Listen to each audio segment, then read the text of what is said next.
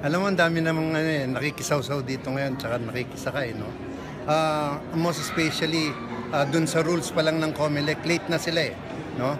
Tapos, ito nga, may letter ako natanggap galing sa, sa COMELEC na, at saka may lumabas kahapon na pronouncement si Commissioner Aguanzon na only Dino can save Duterte. And I will save Duterte. In what way, sir? I will tell all the circumstances behind dun sa pagpiling ko ng COC. I never file para maging mayor ng Pasay.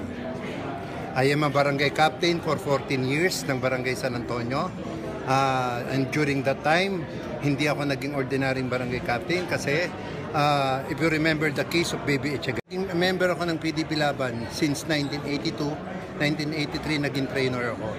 Kaya yung sinasabi nga nila na nuisance candidate ako, siguro naman na pwedeng ipagmalaki yon dahil never akong consider myself as a nuisance candidate. At saka remember, ang COMELEC mismo ang nagpadala sa akin na they consider me as candidate for President of the Philippines, not a mayor of Pasay.